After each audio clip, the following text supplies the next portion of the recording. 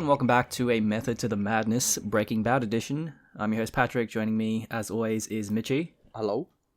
And this week we are covering Breaking Bad Season 3, Episode 5, titled Mas. We now know that Mas means more in Spanish, so there was an episode a couple episodes back called No Mas, meaning no more. So, yeah. Take that how you want. We sure, there's some deep meaning. Yeah. Doing like a podcast on deciphering like the meaning of the show, and it's like, nah, just figure it out yourself. Yeah. This is a good ep though. It is. Really good.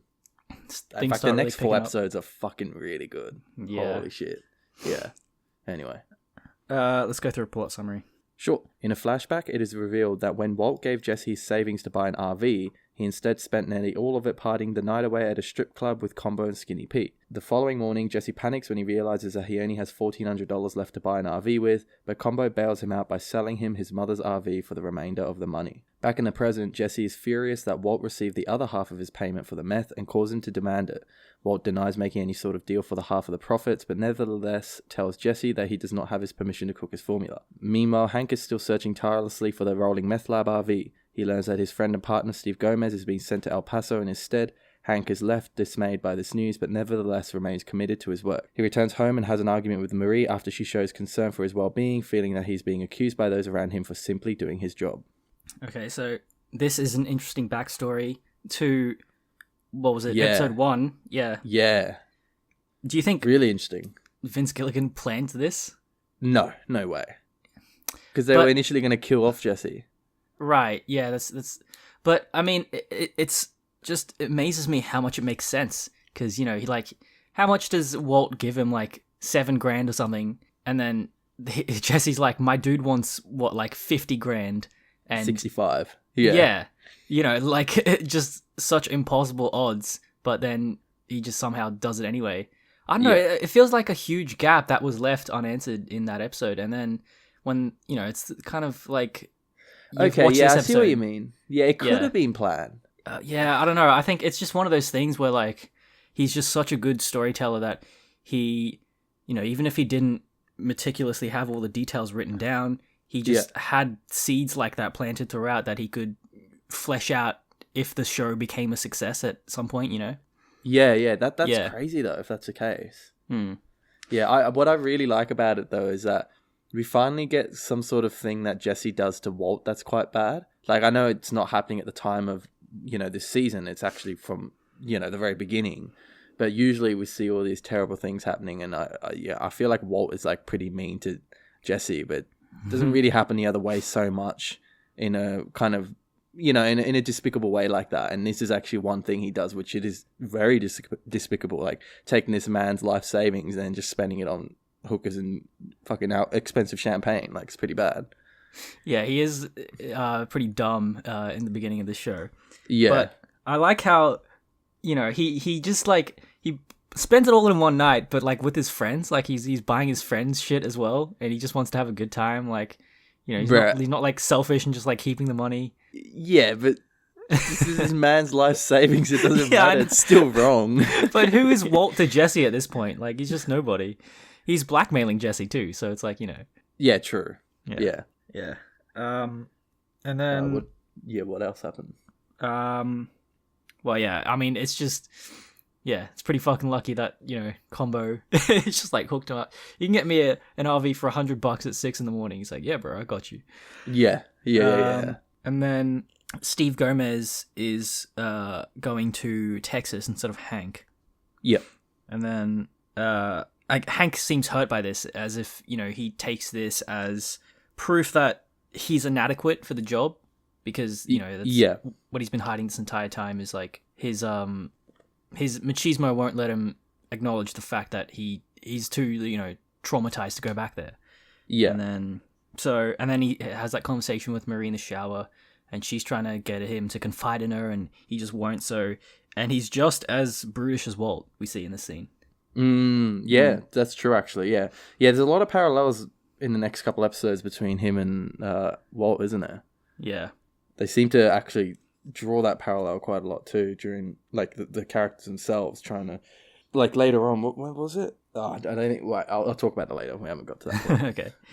But yeah, no, I think you're right. This, like, these next couple episodes, like, really heavily start very pairing. Hank based. Yeah.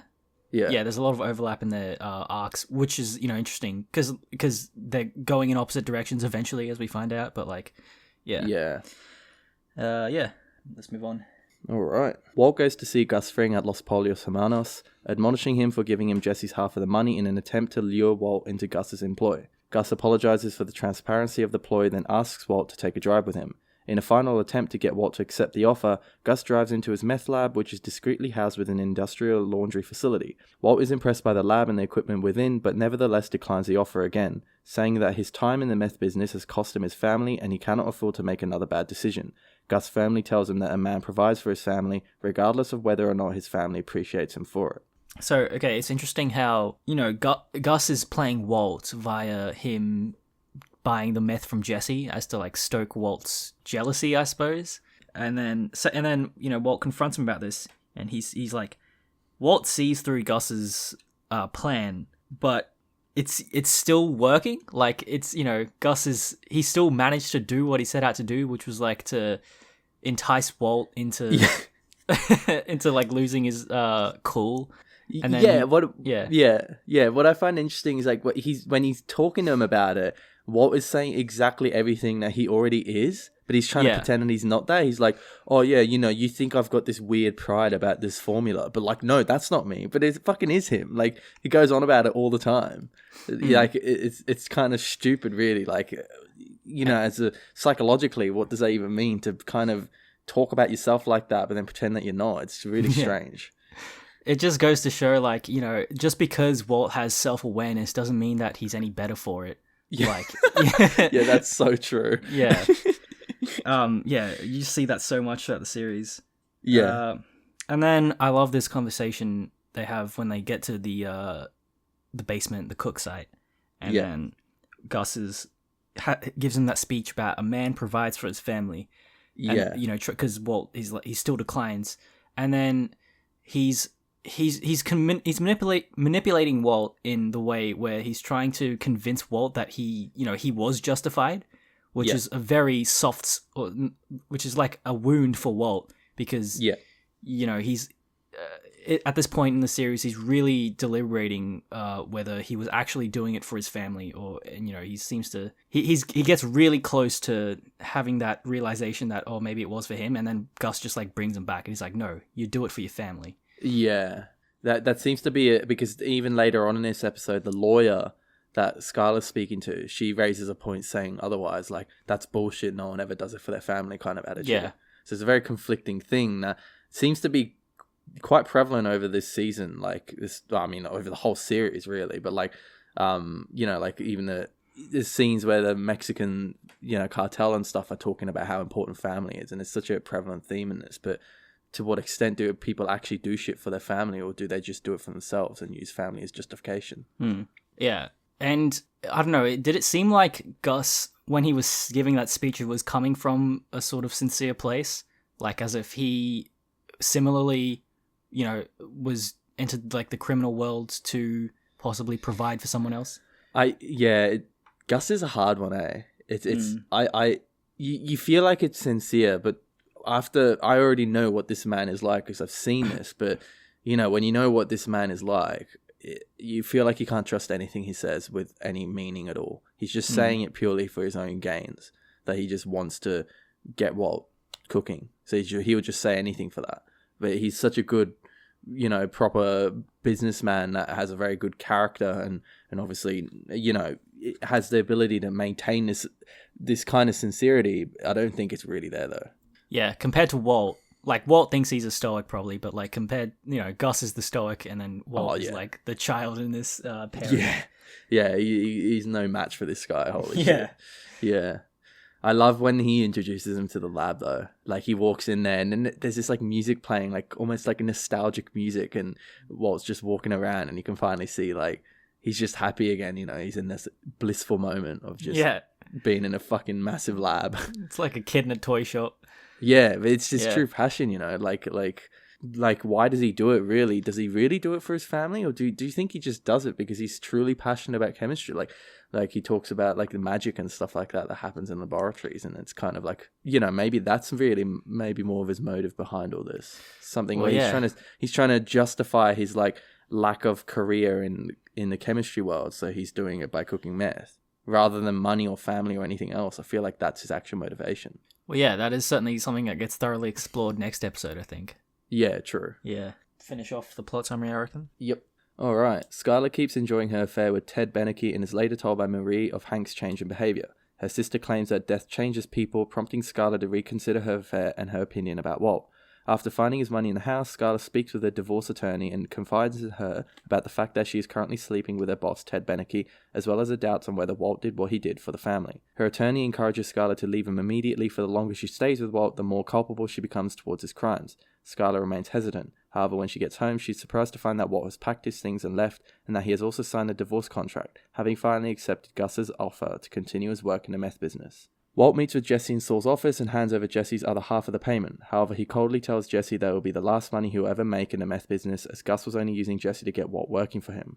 Jesse is further enraged when Saul goes over to Walt's side, renegotiating a money laundering deal to secure himself a cut of Walt's profits. Jesse tells him that this won't stop him from cooking, then leaves the office in a fury. Hank's search for the RV leads him to the doorstep of Combo's mother, who never reported her RV stolen after Combo sold it to Jesse. Hank searches Combo's room and finds a picture of Combo and Jesse during the night at the strip club, thereby leading Hank to now set his sights on Jesse.